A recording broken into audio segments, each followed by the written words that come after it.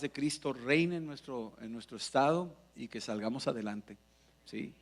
Y pues hay que orar por nuestros gobernantes, cubrirlos, ¿sí? Protegerlos para que en su paz vivamos nosotros también en paz. Vamos a entrar a Gálatas capítulo 2. Gálatas capítulo 2, estamos leyendo el libro a los Gálatas, escrita por el apóstol Pablo. Él visitó estas poblaciones en lo que conocemos como Galacia. Y los Gálatas no es un pueblo en sí, no es una población, sino es un grupo de ciudades a las cuales él está mandando esta carta para que los Gálatas se protejan de enseñanzas equivocadas que están desvariando y están desviando a la gente. Y nosotros tenemos que tener un ojo muy agudo en estas cosas, porque este libro de los Gálatas a nosotros también nos sirve para levantar un poco las antenas de discernimiento y discernir y entender lo que es de Dios y lo que no es de Dios, desecharlo, ¿sí? Y en el capítulo 2, ya veíamos en el capítulo 1 cómo el apóstol Pablo estuvo ya por un tiempo en Arabia, había recibido a Cristo en Damasco. Y después se quedó un tiempo, se salió de Damasco porque había un peligro para él, dice ahí Hechos 9, y estuvo entrenándose. No sabemos más detalles más que creemos de que estuvo con otros cristianos en algún momento dado, y en esos años dice la escritura que subió a Jerusalén, ahí conoció a Pedro, ahí conoció la iglesia, y después volvió a salir de ahí porque los de Jerusalén, por un lado, los cristianos le tenían miedo a Pablo, no creían que realmente se hubiera convertido, y por otro lado, los judíos fariseos lo querían matar porque se había convertido. Así es que tenía dos problemas ahí. Por un lado tenía el problema con la iglesia, que no lo querían recibir, tenían cierto temor, y Bernabé tenía que negociar a que lo aceptaran. Y por otro lado, los judíos fariseos radicales querían matarlo aún en Jerusalén. Entonces estamos viendo aquí una situación por la cual por salud se salió Pablo por un tiempo y estuvo ausente. Capítulo 2, versículo 1 dice: después, pasados 14 años, este tiempo se cree que en esos 14 años estuvo en Tarso, su lugar de origen. Él se llama Saulo de Tarso. Ustedes saben que López Tarso, el artista mexicano, se llama López Tarso en honor a Tarso. A López Tarso se puso Tarso porque le gustó que Saulo de Tarso, dijo pues yo también, y se cambió el apellido y se puso Tarso. Es que es una historia ahí nomás, un comercial.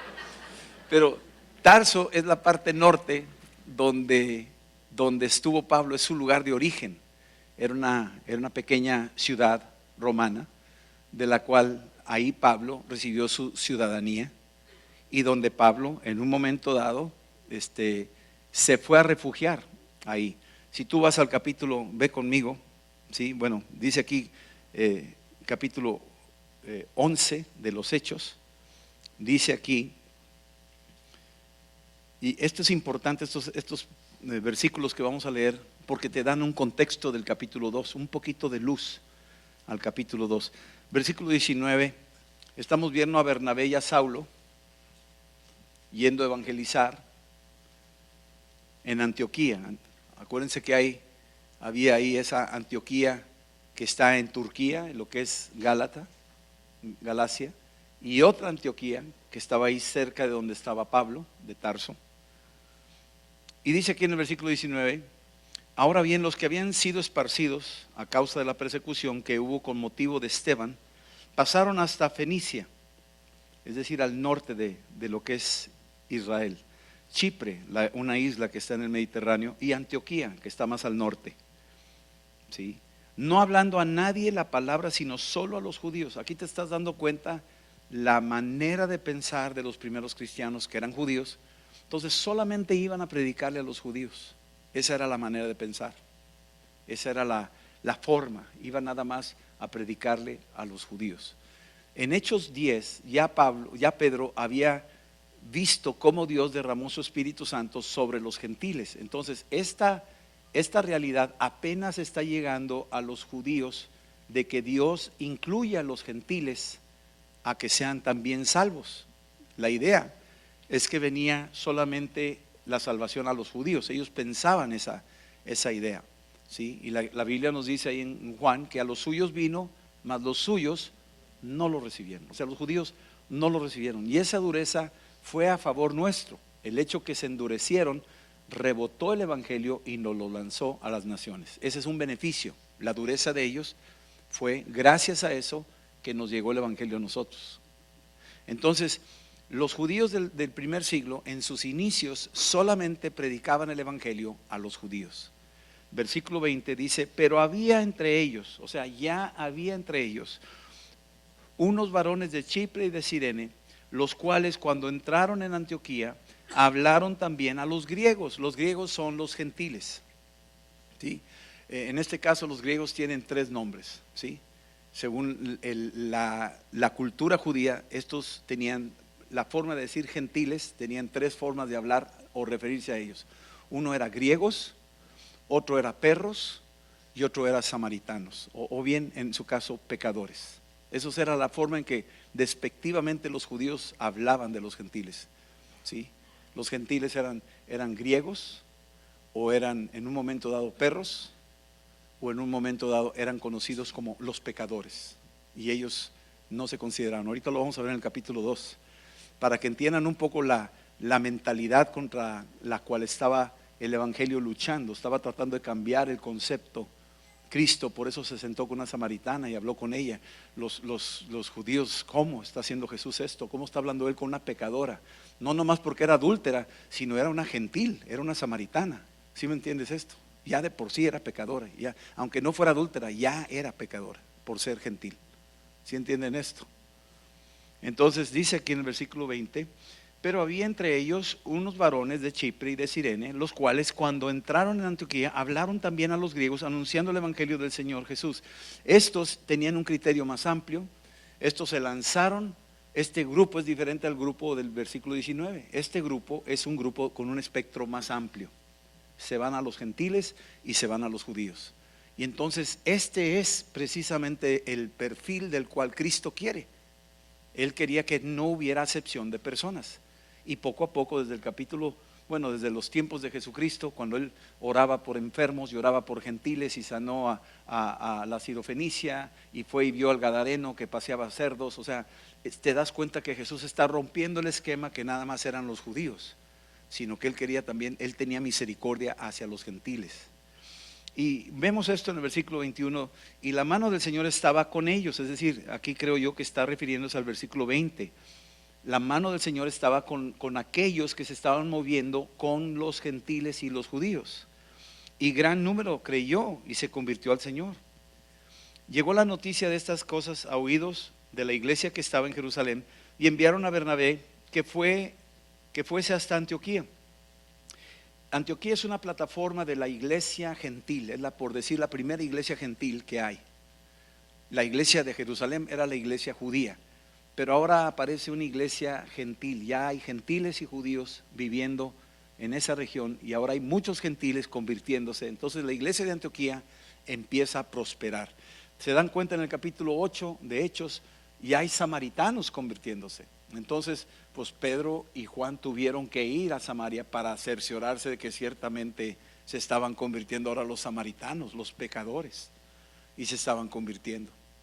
Y luego en Hechos 10, el apóstol Pedro recibe una visión y Dios le ordena que vaya con estos soldados que venían a verlo hacia la casa de un gentil llamado Cornelio, y ahí se dio cuenta cómo el Espíritu Santo llenó a los gentiles. Y empezó Pedro a entender la forma en que Dios estaba trabajando, que era una dimensión mucho más grande de la que él se imaginaría. Yo creo que Dios tiene una visión grande para Amistad de Monterrey. A veces nos atoramos con una mentalidad como que pues hasta aquí llegamos. No, su visión es muy, muy grande. Y tenemos que estar listos, porque Dios nos quiere ampliar la visibilidad de las cosas que Él quiere hacer y la gente que Él quiere alcanzar. Entonces aquí decimos en el versículo 23: y Bernabé, cuando llegó, vio la gracia de Dios y se regocijó y exhortó a todos a que con propósito de corazón permaneciesen fieles en el Señor. O sea, Bernabé fue como un emisario para ver el plan de Dios, y se gozó de ver cómo se estaba moviendo el Espíritu Santo en esa iglesia en particular, y los animó. versículo 24, porque era un varón bueno. Esteban era un varón bueno, lleno del Espíritu Santo y de fe, y una gran multitud fue agregada al Señor. Versículo 25, este es un versículo clave. Después fue Bernabé a Tarso para buscar a Saulo. Esos 14 años es probable que Pablo haya estado ahí. Ya en Hechos capítulo 9 se tuvo que ir el apóstol Pablo a otras regiones, lo tuvieron que sacar de ahí, porque era un poco complicado tenerlo ahí, arriesgaba mucho su vida y la de otros en un momento dado. Entonces, para evitar problemas se movió, y Pablo, con el plan de Dios, es movido, se regresa a su población original, que es Tarso, y aquí en este tiempo Bernabé manda a buscar a Tarso, y hallándolo le trajo a Antioquía. Ahora lo saca de la zona donde estaba Pablo. En estos años donde estuvo Pablo, dice, ahora sí, vamos a conectarnos, en versículo 26, dice, y se congregaron ahí todo un año con la iglesia y enseñaron a mucha gente. Es decir, aquí Saulo de Tarso, Pablo, estuvo enseñando junto con Bernabé. Ya estamos viendo a un Pablo maduro, no es un neófito, aunque conocía muy bien la Biblia, pero no conocía la revelación de Cristo.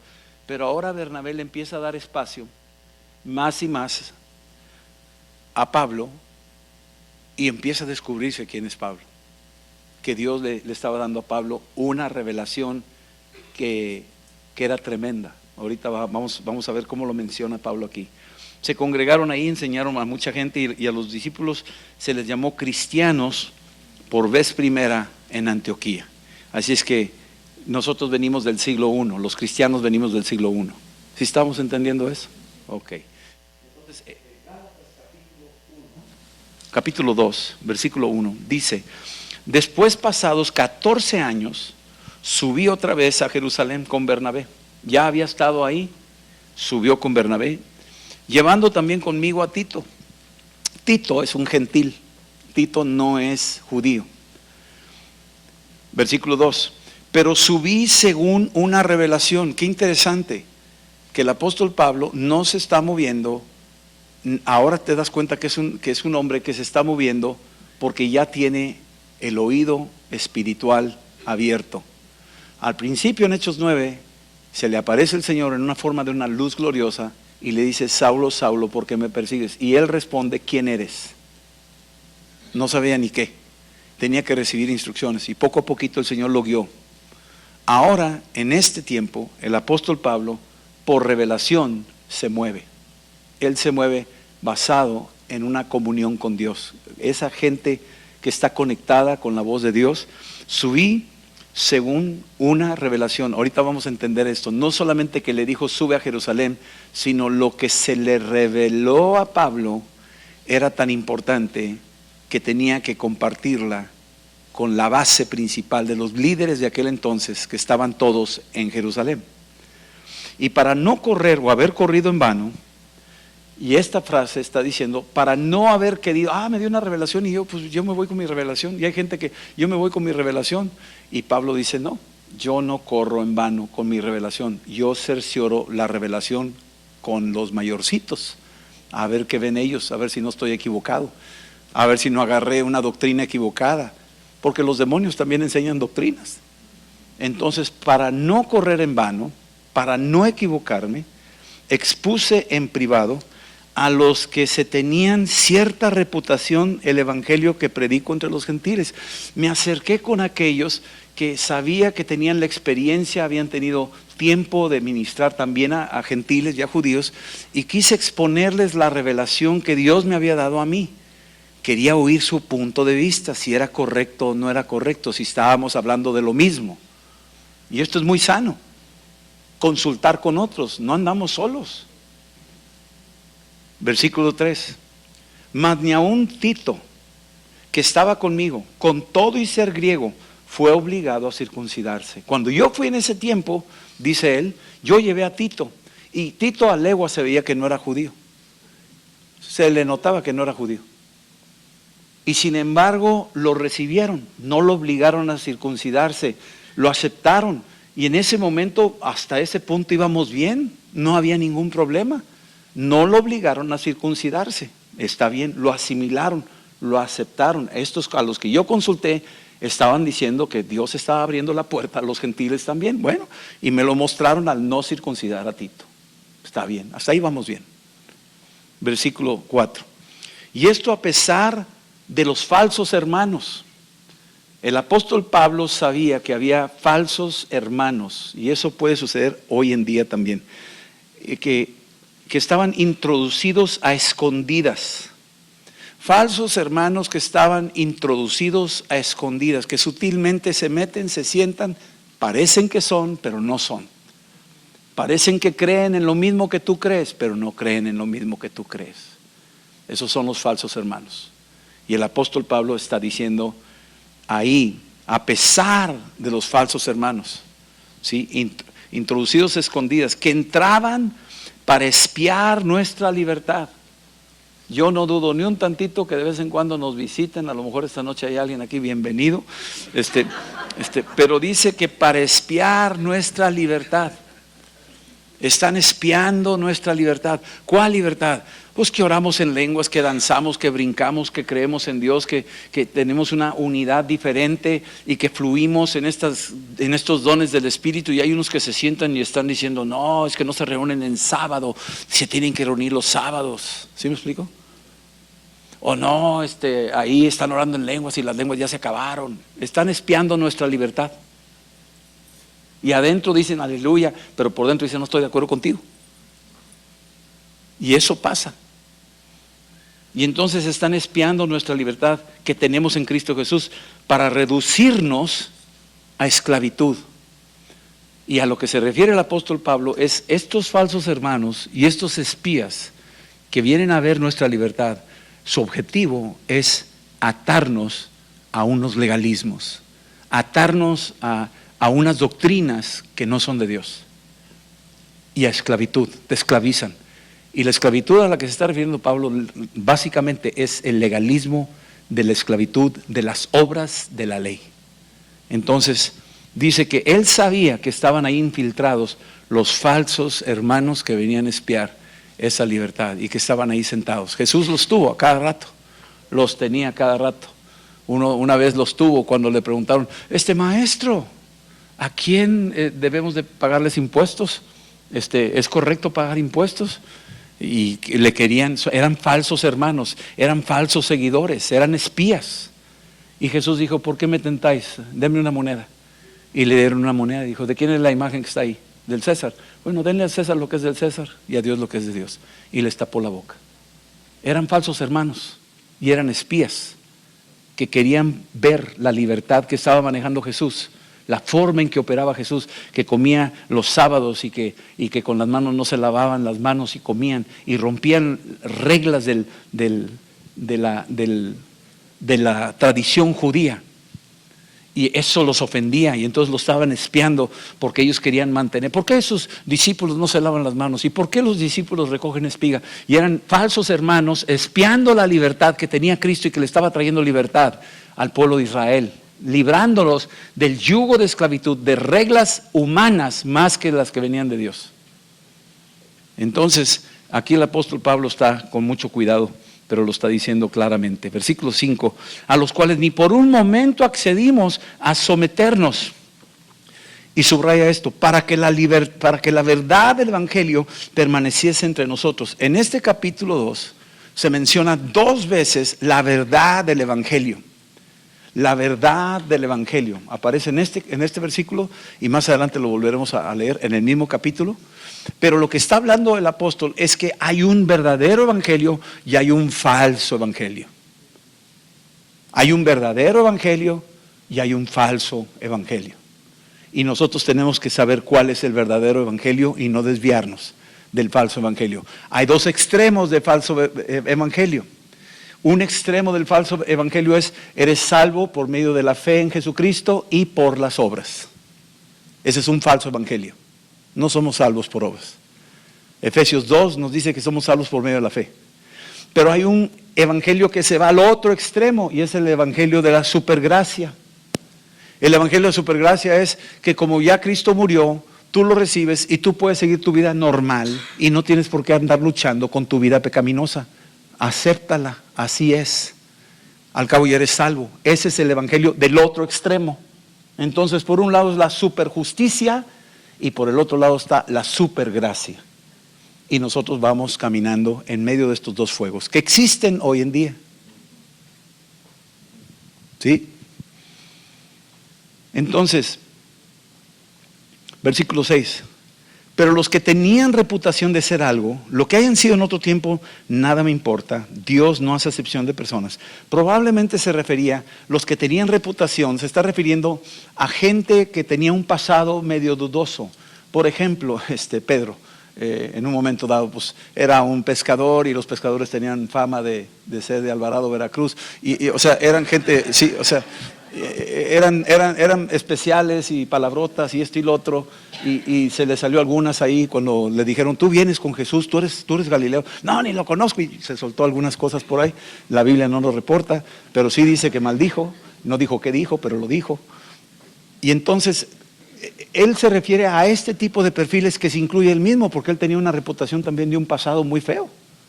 Él había perseguido cristianos, él había matado cristianos. Entonces él dice, eso ya está pasado. Pero dice que, pues, digo, si me van a acusar a mí de algo, yo también puedo decir algo de ellos, ¿verdad? Pero no nos vamos a echar tierra, ¿verdad? Ya lo pasado, pasado, como dice José, ¿verdad? Bueno. ¿Ya está? Ok. Bueno, y entonces dice que en otro tiempo nada me importa, Dios no hace excepción de personas. A mí, pues, los de reputación, nada nuevo me comunicaron. Esos de reputación está hablando de gente que había caminado con Cristo. Gente que oyeron de Jesús, que fueron enseñados por Jesús.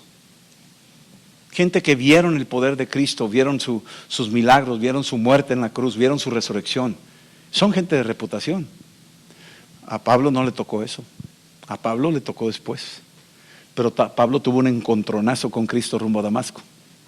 Es algo muy particular que Dios hizo. Pero eran de reputación y eran respetados y eran distinguidos y eran conocidos y eran aceptados. Y entonces consultó con ellos lo que Dios le había revelado a Pablo, lo consultó con ellos y cuando lo consultó con ellos lo que le dijeron, nada nuevo le enseñaron. Y Pablo está hablando honestamente, no está diciendo que yo soy mejor que ellos, está diciendo Pablo, lo que yo recibí de revelación a la hora de filtrarlo con ellos, era exactamente lo mismo. No hubo controversia, no hubo contradicción, no hubo competencia, no hubo dislocación. Estuvimos perfectamente conectados. No me enseñaron algo diferente. Quiere decir que estábamos de acuerdo. ¿Es lo que está diciendo? Sí. Versículo 7. Antes, por el contrario, como vieron que me había sido encomendado el evangelio de la incircuncisión, como a Pedro, el de la circuncisión. Ellos vieron que a Pablo se le había encomendado el evangelio de la incircuncisión. Eso se refiere a que a Pablo se le dio la gracia de predicar el evangelio a los gentiles. Los gentiles no se circuncidaban.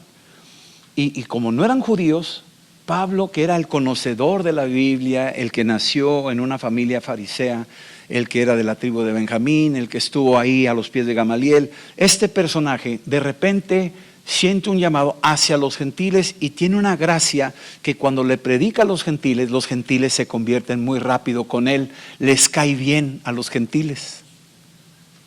Y cuando iba Pedro con los gentiles, pues sí les caía bien, pero Pedro como que no simpatizaba mucho con ellos y sintió el llamado hacia los judíos. Y entonces Pedro iba hacia los judíos y Pablo a los gentiles. No hay problema, está bien. Es como si uno tiene el llamado hacia Japón y el otro tiene el llamado hacia Europa. No hay problema.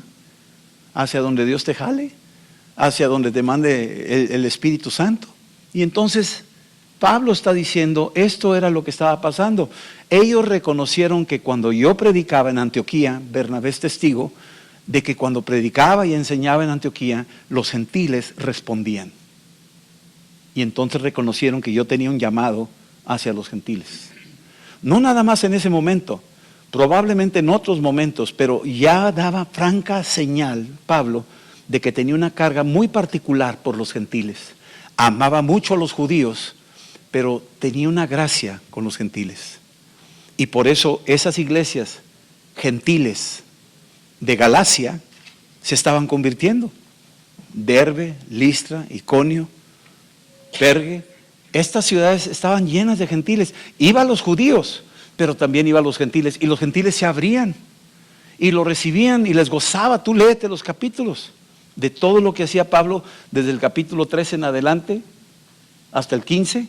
El apóstol Pablo es bien recibido por los gentiles. Los gentiles lo querían mucho. Las iglesias se nacían de gentiles.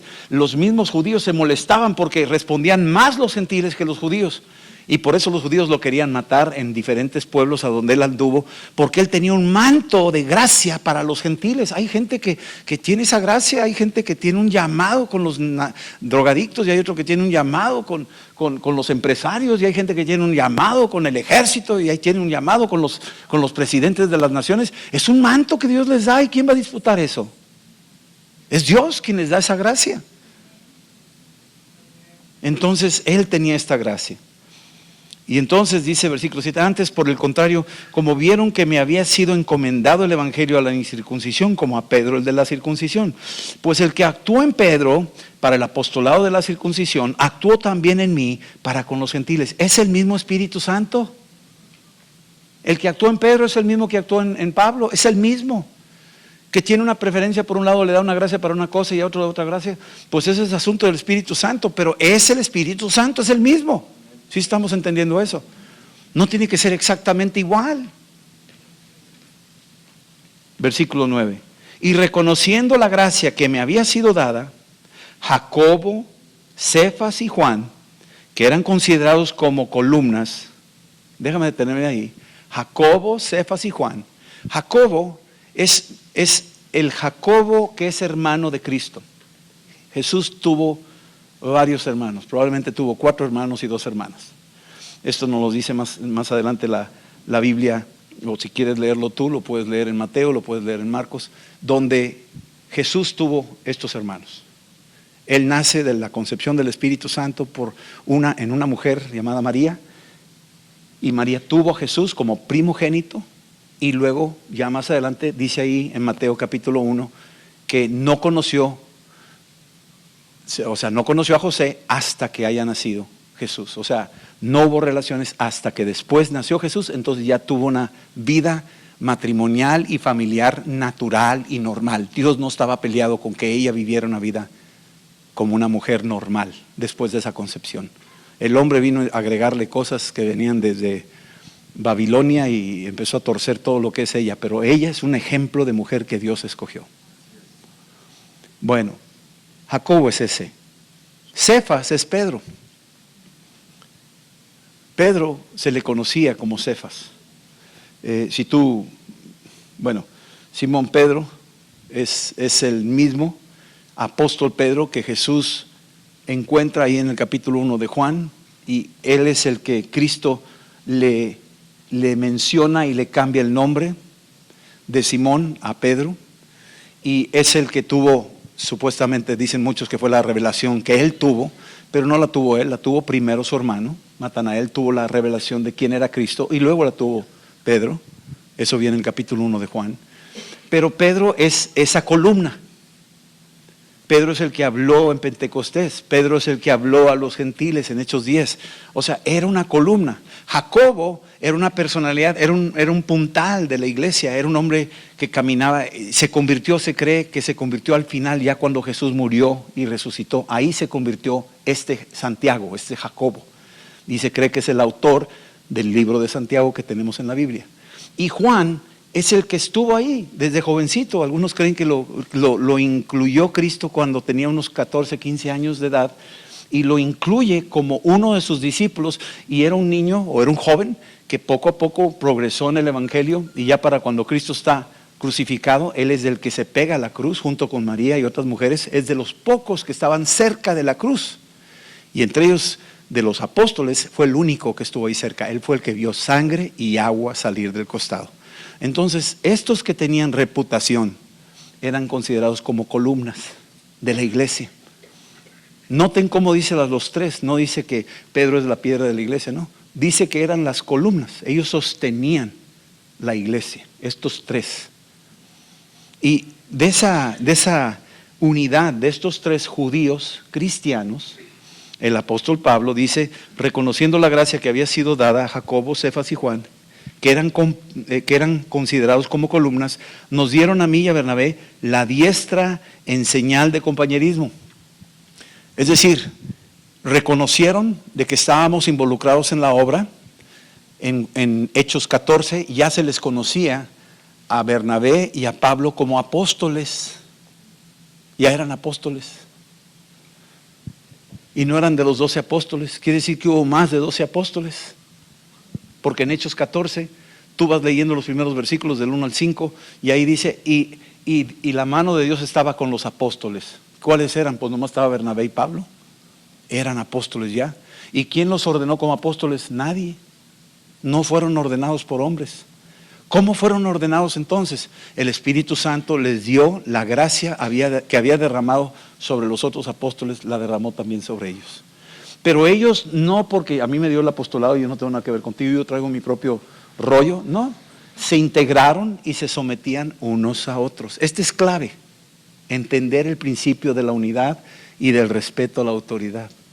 Entonces ellos fueron y se sometieron a las columnas de la iglesia. Y las columnas de la iglesia le dieron la diestra, dijeron, los reconocemos, que Dios está trabajando con ustedes, que son apóstoles, los reconocemos. Entonces salieron en paz. Y les dieron una recomendación a estos dos, a Bernabé y a Pablo. Dice aquí, y la diestra de la señal de compañerismo, para que nosotros fuésemos a los gentiles y ellos a la circuncisión. Versículo 10, solamente nos pidieron que nos acordásemos de los pobres, lo cual también procuré con diligencia hacer. O sea, estos que eran la columna le dijeron, ¿sabes qué? Adelante con los gentiles, pero una de las cosas que no nos vamos a olvidar va a ser de los pobres. Los vamos a ayudar donde quiera que te toque ministrar. Y dijeron, vamos a procurarlo hacer, eso va a ser parte clave de hacerlo. Y eso es algo que queremos mantener aquí en Amistad. Procurar acordarnos de los pobres. Aquí tenemos a Clemen, y tenemos a Cristi, tenemos al Che, y tenemos a muchos que están sirviendo, ¿sí? Sirviendo para los pobres. Tenemos ahí a Alberto para los indigentes. No nos vamos a olvidar de ellos, son parte de la carga que Dios nos dejó, es una encomienda a la iglesia y nosotros tenemos que pensar, ahora no nada más darles de comer y de vestir y tenerlos así, sino tenemos que predicarles el evangelio. ¿Sí? Sí, ahí está, hay gente ahí muy pobre en pan de vida en los hospitales y oímos en las misiones cuando van a las poblaciones, todo esto que estamos viendo es parte de la misión que dejo aquí bien clara, que esa era una encomienda del Señor, no te olvides de los pobres. Y no quiere decir que nada más les lleves de comer, quiere decir que evangelízalos, que llévalos a los pies de Cristo y darles todo lo que puedas para que ellos también salgan adelante. Versículo 11, dice, aquí empieza con un pero, el apóstol Pablo, pero cuando Pedro vino a Antioquía, es decir, la iglesia gentil, la iglesia que había judíos y gentiles, le resistí cara a cara porque era de condenar. Aquí yo le podría llamar la inconsistencia de Pedro o la inconsistencia de un creyente, cuando no eres consistente. O eres o no eres. O estamos o no estamos. Y cuando llega el apóstol Pablo a Antioquía, dice, cuando Pedro vino a Antioquía, está moviéndose el Espíritu Santo, acaba de ver lo que pasó en casa de Cornelio, cómo se entregaron, todos fueron llenos del Espíritu Santo. Y ahora de ahí de la casa de Cornelio están subiendo a Antioquía para ver lo que está pasando en Antioquía. Ahí está Pablo, ahí está Bernabé. Y cuando llegó, dice, cuando vino Pedro a Antioquía, lo resistí cara a cara porque era de condenar. Y tú dices, wow, mano, aquí se encontraron dos frentes, hay un choque cara a cara de dos gigantes, porque por un lado es Pedro, ¿verdad? El pilar de la iglesia, el que Cristo lo amó y lo perdonó y le dijo 3 veces, ¿me amas? Y Pedro le dijo, sí, Señor, te amo. ¿Me amas? Sí, te amo. ¿De veras me amas? Sí, está bueno, no me vuelvas a negar. Bueno, o sea, está esa relación de amigos bien fuerte entre Jesús y Pedro, y por otro lado Pablo, el que tuvo una revelación y un encuentro con Cristo en el camino a Damasco y todo.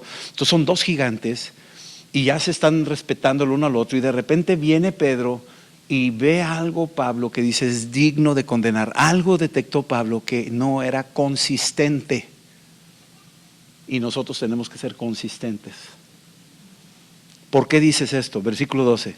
Pues antes que viniesen algunos de parte de Jacobo, parece que Jacobo se enteró que había habido un mover en la iglesia de Antioquía donde había gentiles y donde había judíos, y entonces estaban viendo cómo Dios estaba moviendo con poder, sanidades, milagros, y corrió la voz hasta Jerusalén. Lo mismo que pasó en Samaria, cuando estaba Felipe ministrando y se estaba llenando la ciudad de creyentes y había gente liberada y los demonios y las sanidades, y estaba la ciudad totalmente. Luego llegó la voz a Jerusalén y mandaron a Pedro y Juan, fueron a checar qué estaba haciendo ahí este hombre. Y lo checaron y lo vieron y dieron cuenta de que le estaba faltando algo. No estaban bautizándolos en el Espíritu Santo. Y eso fue lo que fue a hacer Pedro y Juan a Samaria en el capítulo 8. Fueron a checar lo que estaba pasando, a ver si había alguna deficiencia. Y cuando vieron la deficiencia dijeron, ¿sabes qué? Mira, está muy bien, se están bautizando, están recibiendo a Cristo, pero el showman eres tú. Y la gente no está recibiendo el Espíritu Santo. Y necesitamos que todos reciban el Espíritu Santo. Entonces empezaron a ministrar a todos y fue cuando Simón dijo, yo también quiero dar el Espíritu Santo, te doy dinero, enséñame cómo hacerlo. Y ahí fue donde saltó la chispa. ¿Sí estamos entendiendo eso? Entonces tenía que venir un tipo de inspectores a checar si iban o no por buen camino la iglesia. Nosotros tenemos que interactuar con el cuerpo de Cristo, no somos independientes. Entonces cuando llegaron a las noticias de Antioquía, lo que estaba pasando en Hechos 11, de que la mano de Dios se estaba moviendo, entonces Jacobo, que era uno de los pilares, mandó a un grupo de judíos a checar allá. Eran judíos cristianos, pero estaban más cargados hacia judío. Todavía están muy atorados con costumbres. Si tú lees capítulo 15, dice, algunos hermanos han obligado, algunos hermanos que han salido de nosotros, a quienes no enviamos, así dice, no los enviamos nosotros, les han ido a poner cargas pesadas. Lo está diciendo Jacobo. Parece que Jacobo tenía un problema con esta gente porque se manejaba sola. Y decían, venimos de parte de Jacobo. No venían de parte de Jacobo. A mí me cae regordo que dicen, no, pues es que venimos de parte de Rodolfo. ¿Cuál Rodolfo? ¿Quién los mandó? ¿Ustedes qué? No, es que Rodolfo nos dijo. Y la gente como dijo Rodolfo, no, ni preguntan, pregunta, porque yo no los mandé. ¿Sí me entiendes esto? Y hay ese problema de que mucha gente usa la bandera del nombre de alguien. Ese me mandó a mí y nadie lo mandó. ¿Sí están entendiendo eso? Entonces en Hechos 15 tú puedes ver el problema. Aquí dice, Jacobo mismo lo dice, Jacobo mismo lo menciona. Dice,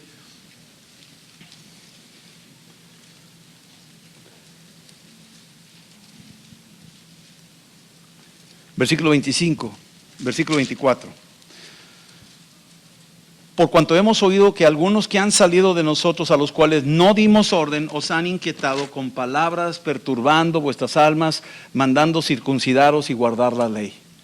Salieron de nosotros, nosotros no los enviamos. Esto lo está diciendo Santiago, Jacobo. Salieron de nosotros, nosotros no los enviamos. Andan diciendo que los enviamos, pero no los enviamos. Son gallinas sin cabeza. Andan haciendo su propia agenda. Y entonces en Gálatas capítulo 2, volviendo ahí, versículo 12, pues antes que viniesen algunos de parte de Jacobo, pues sí se entendía que Jacobo iba a mandar a gente a inspeccionar, porque Pedro estaba en otra parte. Acuérdense que no había internet, no había celulares, o sea, no había Skype. Tú no sabías dónde andaba Pedro y pues voy para allá, pero de repente se le atravesó otra cosa y tú no sabes dónde andan. Entonces Jacobo también se está moviendo y Jacobo quería supervisar la obra. Dice, antes de que viniesen algunos de parte de Jacobo, comía con los gentiles. Pedro estaba comiendo con los gentiles en Antioquía. Pero después que vinieron, cuando llegaron estos judaizantes, que creo yo que no fueron enviados por Jacobo, decían que eran enviados por Jacobo, no lo sé, pero vinieron, se retraía y se apartaba porque tenía miedo de los de la circuncisión, porque estos que salieron de nosotros pero no los enviamos eran sumamente legalistas. Hay cristianos sumamente legalistas. Yo a algunos les digo, Dios te bendiga. ¿Qué pasó? No, así no se dice. Dios bendice, hermano. Dios bendice. No dice Dios te bendiga. Dios bendice. Y ya. Legalistas, hermano. O sea, ven el pelo en la sopa, ven la pestaña, no sé qué ven. Y te la hacen de problema. Y, ok. Versículo 13. Y en su simulación, fíjate lo que significa el hecho que un líder no sea consistente. En su simulación participaban también los otros judíos. O sea, había judíos en Antioquía, había gentiles en Antioquía. Y cuando vieron a estos judaizantes que iban entrando, y Pedro los ve, se intimida y los ve y dice, no, estos son bien radicales, son de los ISIS, pero judíos, ¿me entiendes? O sea, estos te cortan la cabeza si te metes con ellos. O sea, imagínatelo así, porque así eran algunos, eran radicales, eran capaces de matarte en el nombre de Jesús. Así dice Jesús en Juan 15, en Juan 16, que ahí va a venir alguien a matarlos en el nombre de Dios, en el nombre de Jesús. En mi nombre los van a matar, creyendo que me hacen un favor. Y entonces dice aquí, y en su simulación participaban también los judíos, de tal manera que aún Bernabé, fíjate, Bernabé, como vio que Pedro se pandió, pues Bernabé también se pandió. La fuerza de la influencia. Por eso nuestro testimonio es tan importante y tenemos que ser consistentes. Caiga quien caiga, digan lo que digan, aquí yo no me muevo, porque estoy predicando el evangelio verdadero. Si yo predico otro evangelio, yo me puedo mover para un lado y acomodarme a caerle bien a la gente que no se ofende y usar políticamente correcto. Y ahorita está muy de moda la tolerancia y cuidado. Y cuando oigo, ay, peleamos por la tolerancia, yo digo, ok, tolera a los ladrones, tolera a los violadores, tolera a los asesinos que descuartizan. Hay que tolerar la tolerancia, hay que pelear por ella. ¿Sí me entiendes? Es una palabra muy amplia. ¿De qué estás hablando? ¿Sí me estás entendiendo eso? Y continuamente nos están diciendo, es que son intolerantes, nosotros todos debemos ser tolerantes. ¿Tolerantes a qué? ¿Cuáles son tus límites? ¿Cuáles son tus márgenes? ¿Tienes márgenes o no tienes márgenes? Y con eso, como tienes que ser tolerante, tienes que aceptar pues, que los homosexuales y que esto y lo otro, y el aborto y la eutanasia, y tienes que aceptarlo porque hay que ser tolerantes. Es la mentira más grande del diablo. Nosotros predicamos un evangelio verdadero, no un evangelio acomodado a las necesidades culturales y sociales. ¿Sí? El evangelio cambia culturas y cambia sociedades. Si siguiéramos sin el evangelio en México, estaríamos todavía sacrificando gente en pirámides, todavía. El evangelio cambió la cultura. ¿Sí estamos entendiendo eso? Entonces, fue arrastrado Bernabé por la hipocresía de ellos. ¡Wow! O sea, tú dices, ¡ay, qué palabras tan duras! A Pedro se le dijo eso, y lo dijo en público, ni siquiera, pero vente acá aparte, te voy a regañar. No.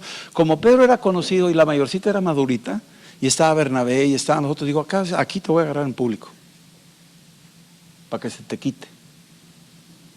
Eres un hipócrita.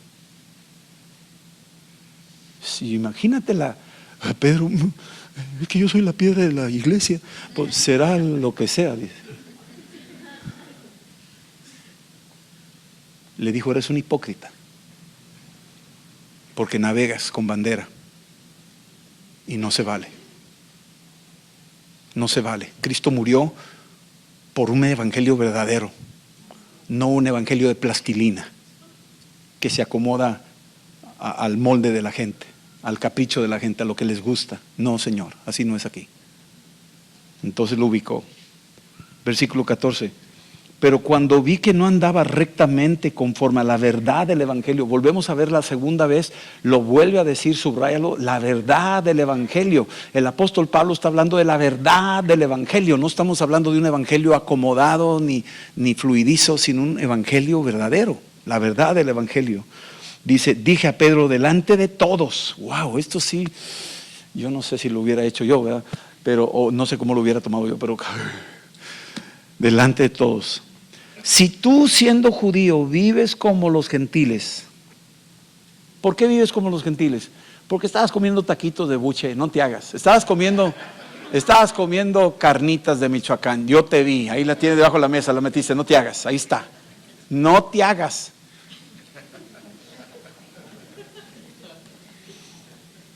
Si tú siendo gentil, si tú siendo judío, ¿sí?, vives como los gentiles y no como judío, ¿por qué obligas a los gentiles a judaizarse? ¿Por qué de repente cambias y ves a los otros y por la presión de grupo dices, no, no quiero? Y ese es el tipo de la personalidad de Pedro. Pedro es por eso se llamaba Simón, porque era una pajilla que se movía y era muy inconsistente. Yo voy a morir por ti, Señor, jamás nadie te va a tocar. Y a los pocos días, ¿conoces a ese hombre? Ni lo conozco. ¿Cómo que no? No, ni lo conozco. No lo conozco. Es más, te voy a decir cómo no lo conozco. O sea, tú dices, no puede ser Pedro que dijo que yo voy a dar mi vida por ti y de repente cambia. Y aquí era muy gentil comiendo tacos y échale, pues no pasa nada. Y de repente ve a los judíos y lo esconde todo. O sea, habla de la personalidad fluctuante. Y no debemos de entender una cosa, no debemos de juzgarlo porque nosotros también tenemos un Pedrito adentro. Hello. ¿Sí o no? Calladitos todos. Versículo 15. Nosotros judíos de nacimiento y no pecadores de entre los gentiles. O sea, ahí está usando el lenguaje típico judío, que está diciendo, nosotros somos judíos de nacimiento y no somos pecadores. O sea, dijo, no somos gentiles, no somos samaritanos, no somos perros. Les dijo pecadores, son pecadores. Le está diciendo en su propio lenguaje, nosotros judíos de nacimiento y no pecadores de entre los gentiles, sabiendo que el hombre no es justificado por las obras de la ley. No somos justificados si tú no cumples el Shabbat judío o no cumples el sábado. Eso no ofende a Dios. No te vas a ir al infierno por eso. Y hay muchos que tenemos que, el Shabbat judío hay que hacerlo. Espérame, ¿dónde dice que tenemos que estar bajo la ley ahora? Si tú vas a hacer eso, entonces hay que circuncidarse y empezamos contigo.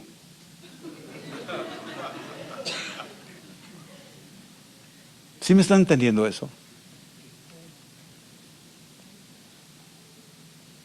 No, carne de puerco ya no. Yo conozco iglesias que no pueden comer camarones, ni cócteles de abulón y de pulpo. Y yo digo, ustedes no saben lo que es volver a la vida.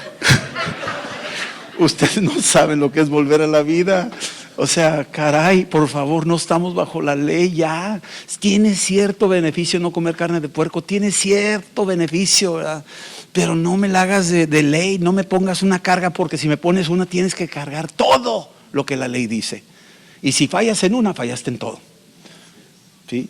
Por ahí dicen que la sangre, que no se puede tomar la sangre y que cuidado. Estoy de acuerdo, tiene su razón. Nosotros no tomamos sangre y evitamos la fritadita de cabrito que estaba buena, pero ya no. O sea, la evitamos, está bien. Pero los que se quieren poner muy rigurosos, les digo, oye, pues entonces calcina tu hamburguesa.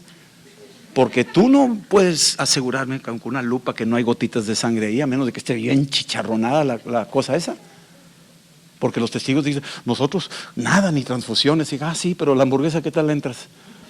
No, pues sí, y checas bien de que no haya gotitas ahí adentro. Claro que sí hay gotitas. Entonces no traigas la ley para esclavizarme, no se vale. No podemos esclavizarnos bajo la ley. Y dice aquí claramente el apóstol que no estamos justificados por las obras de la ley, sino por la fe de Jesucristo. Nosotros también hemos creído en Jesucristo para ser justificados por la fe de Cristo. Somos justificados por la fe de Cristo. Cuando tú crees que Jesús es el Señor, suena muy fácil. Muchos dicen, ay, sí, nomás confiesas a Jesús como tu Señor y eres salvo. Sí, cómo no. Y quieren demeritar el poder de la fe. Pero la fe tiene mucho poder. Cuando alguien dice, Jesús es mi Señor, y lo dice creyendo, Dios honra esa fe y activa salvación. Y yo no tengo el salvómetro para decir, no, pues así no se vale, tiene que ser más así, llora, tienes que llorar y pasar al frente. Y si no te arrodillas, no se nota. Entonces, o sea, yo no puedo hacer ese tipo de rituales. Si la persona recibe a Cristo de corazón y dice, perdóname Señor, me arrepiento, te recibo como mi Señor, ¿quién soy yo para decir no? Y el tiempo me va a decir si sí o no, porque por los frutos lo vamos a ver. Los frutos van a marcar si realmente nació o no nació esa persona de nuevo. Yo me acuerdo que pasé como 50 veces para recibir a Cristo. De veras, como 50 veces pasé. Y si alguien quiere recibir, yo pasaba al frente. Y alguien quiere recibir, yo pasaba al frente. Y ya hasta el pastor me dijo, ya, tú ya. Como que no entendía, ¿me entiendes? Somos salvos por la fe en Jesucristo.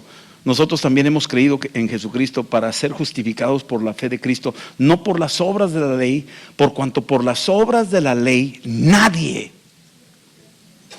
Híjole, qué tremendo. Esta es una escritura poderosísima. Nadie será justificado. Nadie. No vamos a llegar al cielo y decir, yo no comí carnitas. O yo estuve todos los Shabbats. O sea, Dios va a decir, espérame. Jesús vino a pagar la deuda de toda la raza humana. Él cumplió la ley. Él. Nosotros no la podemos cumplir. Cuando tú te identificas en Cristo, te identificas con el que cumplió toda la ley. Toda la ley. Entonces, por el cumplimiento de la ley, nadie será justificado. Versículo 17. Y si buscando ser justificados en Cristo, también nosotros somos hallados pecadores. Buscando ser justificados en Cristo, también nosotros somos hallados pecadores. ¿Es por eso que Cristo es ministro de pecado? En ninguna manera. ¿Qué me quiere decir esto? Que si yo ya recibí a Cristo como mi Señor y Salvador, y ya lo tengo, está como mi Señor y Salvador, y aún así yo sigo en una condición de pecado, Cristo, entonces ya Cristo, no, digo, ya eso ya lo pagó y yo puedo seguir mi conducta como igual. No va a ser así. El apóstol Pablo está poniéndole un candado a los de la gracia. Le está poniendo un candado a los de la gracia. Sí, no tenemos que cumplir la ley. Eres salvo por la fe. Pero si Cristo murió en la cruz y tú sigues en tus pecados y aun cuando lo has reconocido, sigues en tu conducta, entonces ¿qué? ¿Qué del sacrificio de Cristo? ¿Vale o no vale para ti? Si sigues en esa conducta, si no te has arrepentido. El apóstol está diciendo, entonces es Cristo ministro del pecado, va a estar ahí soportando tu conducta inconversa, va a estar Él aceptando que tú sigas así. Y tú decís, no, pues ya la perdonó y pues ahí la sigo, yo le doy bola al hilache, yo soy cristiano. Hasta mi abuelo era cristiano y ya con eso soy cristiano yo. No.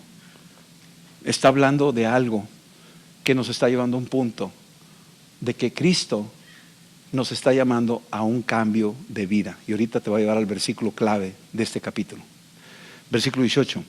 Porque si las cosas que destruí, las mismas vuelvo a edificar, transgresor me hago. ¿Qué quiere decir? Si yo ya me arrepentí, ya le habló a los legalistas, ahora le está hablando a los de la gracia, está poniendo un candado de este lado, porque si no lo deja, se abre la puerta a los de la supergracia. Y aquí los para y les dice, si yo destruí estas obras de la vida de pecado, y una vez que yo ya me arrepentí y destruí todo eso, pero después lo vuelvo a reconstruir, es decir, vuelvo a las andadas,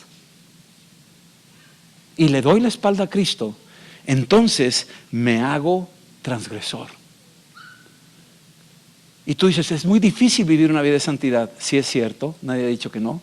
Por eso tenemos que caminar con Cristo todos los días, meditar en la palabra todos los días, vivir esa dimensión cristiana todos los días. Es un requerimiento del cristiano. Nadie ha dicho que ya la terminaste y que ya no vas a volver a pecar.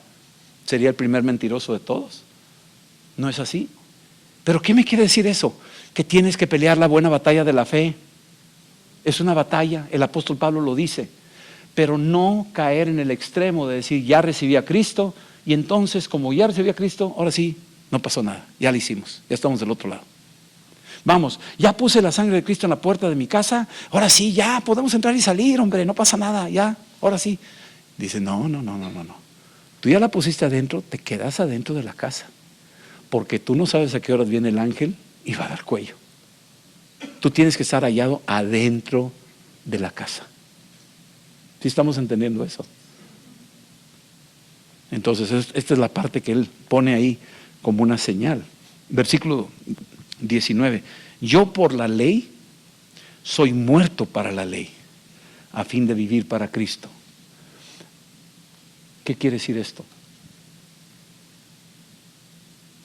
Cuando yo no puedo cumplir la ley, cuando hay cosas de los 10 mandamientos, que es la ley, los 10 mandamientos, y yo veo los 10 mandamientos y los veo afuera, me digo, fallé en este, fallé en este, fallé en este. Ok. Esa ley ya no está en tablas de piedra. Esa ley ahora está en tu corazón.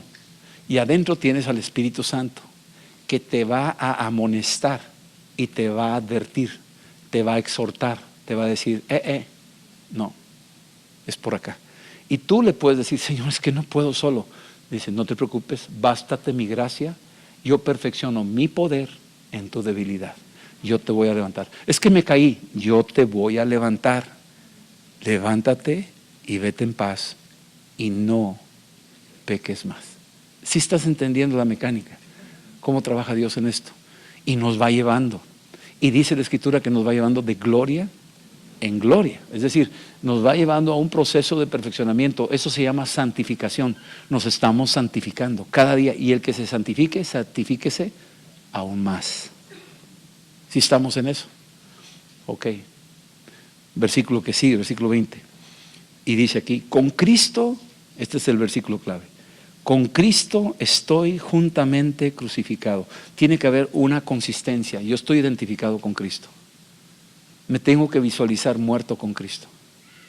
Cuando yo lo veo muerto en la cruz por amor a mí, yo me identifico, yo digo, con Cristo estoy juntamente crucificado. Así como Cristo murió por nosotros, yo también muero al mundo. Él murió al mundo, Él murió en obediencia, yo también quiero morir al mundo, yo también quiero morir en obediencia.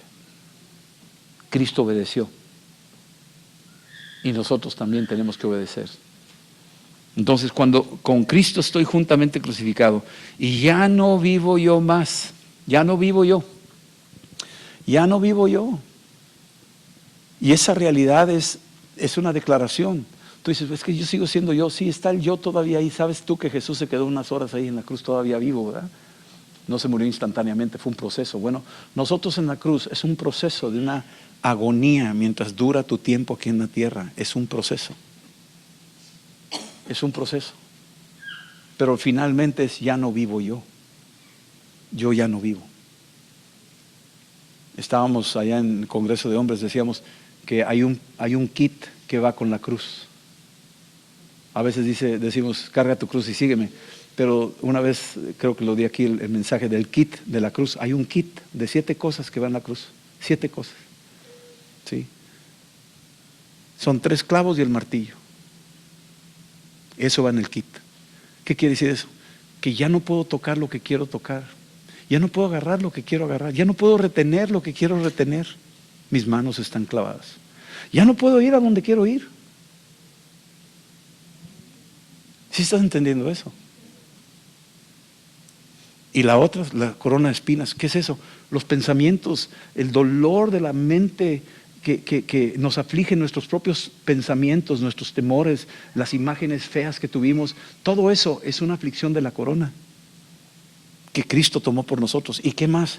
Bueno, la esponja que traes, que la sacas del fondo del mar y luego la empapas en vinagre y Él dice, tengo sed, y en vez de darle agua, te dan vinagre. Y es una traición, es lo que tú quisieras que te dieran y no te dan. Y tú aún así estás recibiendo la ingratitud de la gente y tienes que bendecirlos y perdonarlos. ¿Y qué más? El chicote, el látigo que le pegó por la espalda, lo latigó, lo laceró, y se burlaron de él. Ahora sí, a ver qué tan cristiano eres. Y la burla de ser cristiano. La burla de ser cristiano. Hay películas hoy en día que hacen una mofa de ser cristiano. Están haciendo una mofa de ser cristiano. Son latigazos. Muchos latigan a los cristianos en las escuelas de nuestros niños. A nuestros niños muchos los latigan porque son cristianos. Y luego, ¿cuál otra? El letrero arriba donde dice los tres, el anuncio de quién era, que era el Hijo de Dios, ¿verdad? El Rey de Israel. Bueno, tú vas a tener un letrero todos los días de tu vida, y es un letrero en 3 idiomas. Los religiosos en hebreo lo van a ver. El sistema religioso se va a dar cuenta que tú no corres con los religiosos. En griego, ¿qué quiere decir eso? Que tú, el intelecto del mundo, la sabiduría del mundo, tú la rechazas. Tú tienes la sabiduría que viene de arriba, no la del mundo. Y la tercera en latín, que quiere decir que tú con los poderosos les vas a mostrar, los que eran poderosos económicamente, poderosos militarmente, poderosos que tenían poderes, que tú estás totalmente rendido a los pies de Cristo, no estás rendido al dinero. ¿Sí estamos eso? Y finalmente la lanza que entró en el costado de Jesús, que es la misma que estaba usando como ilustración David, cuando David tocaba para el rey Saúl, y aunque tocaba, el rey Saúl lo quería matar. Fíjate, tocaba David y el rey Saúl lo quería matar. Imagínate, digo, ¿con qué cara? Digo, te me tiras la lanza y yo te doy con el arpa, ¿verdad? Digo, ¿y qué estaba haciendo él? Con la lanza lo trató de matar 2 veces, y David seguía yendo a tocar para él, para que esos demonios se le fueran. Eso es la intercesión. De ese costado salió sangre y agua. Y la última cosa, porque esa es la séptima, ¿qué fue? Buscas al final y ya no hayas nada, y al final en el mero fondo encuentras un par de dados. Un par de dados. Y eso fue lo que los romanos hicieron, aunque no dice que eran dados, pero dice que se rifaron la ropa de Cristo. Y eso quiere decir que lo último de tus pertenencias se van a quedar en la tierra, y alguien se las va a rifar. Alguien se va a rifar tu ropa, tus zapatos, tu casa, tu carro. El día que tú te vayas, estás en el panteón, ahí en la casa, cuando se regresen los adeudos, se van a rifar tus cosas. Y te vas a dar cuenta que todo lo que tú te mortificaste, y todo lo que tú luchaste, y todo lo que tú te esforzaste, y todo lo que tú quisiste hacer, se va a quedar. Lo único que te va a seguir son las obras que hiciste para Cristo. Entonces con Cristo estoy juntamente crucificado, y lo que ahora vivo en la carne, lo vivo en la fe del Hijo de Dios, el cual me amó y se entregó a sí mismo por mí. Versículo 21 y terminamos. No desecho la gracia de Dios, pues si por la ley fuese la justicia, entonces por demás murió Jesús. Si hubiera sido la ley la que nos salvaba, cumplir los 10 mandamientos, el Shabbat y no comer carne de puerco y la circuncisión, entonces ¿a qué venía Cristo? Pues ahí tienes con qué defenderte, hazlo tú. Yo no tengo nada que hacer por ti. Pero la ley era una evidencia de que tú, aunque quisieras, no podías cumplir la ley. Eras inconsistente con la ley. Pero en Cristo, por medio de Él, somos consistentes. Su sangre nos hace consistentes. Cumplimos lo que Cristo hizo en la cruz, nos hizo justos. Cumplimos en una consistencia delante del Padre. Vamos a orar. Señor, esta noche te damos gracias por la palabra y la revelación que tú nos das, y gracias por cada palabra que tú revelas a tus hijos. Seguramente has revelado más de lo que se ha dicho. Oramos por los que están escuchando este mensaje y los que volverán a escucharlo más adelante. Que tu Espíritu Santo corra el velo y nos enriquezca continuamente más y más y más de lo que tú esperas de nosotros, de lo que tú hiciste por nosotros. De que mantengamos nuestro caminar contigo, Señor, nuestro compromiso contigo. Que seamos consistentes en la fe, Señor. Y perdónanos si hemos navegado con el mundo, si hemos tratado de quedar bien con los demás, negociando el Evangelio. Nos arrepentimos esta noche, Señor, porque el Evangelio es innegociable. Cristo murió en la cruz, fue sepultado, su sangre nos limpia de todo pecado, y al tercer día resucitó de los muertos y está vivo, y cualquiera que confiese su nombre y crea en su muerte y en su resurrección será salvo. Y creemos esta verdad, Señor. Este es el Evangelio verdadero. No hay más que añadir, no hay más reglas, no hay otras cosas más que un rendimiento total, una muerte total, y decir: ya no vivo yo, mas vive Cristo en mí. Con Cristo estoy juntamente crucificado. Señor, No queremos que sea solamente una palabra o un dicho. Y yo quiero que lo oremos juntos esta noche, así con tus ojos cerrados, los que están ahí conmigo, los que están viendo esto, escuchando esto. Quiero que repitas este versículo 20. Si te lo puedes memorizar, memorízatelo. Dice: con Cristo estoy juntamente crucificado, y ya no vivo yo, mas vive Cristo en mí. Y lo que ahora vivo en la carne, lo vivo en la fe del Hijo de Dios, el cual me amó y se entregó a sí mismo por mí. Gracias, Señor. Amén. Okay. Dios los bendiga. Que pasen buenas noches y nos vemos Dios primero. Varones, el sábado, reunión de oración a las 7. Y el viernes aquí hay la casa de oración para estar orando. Entonces,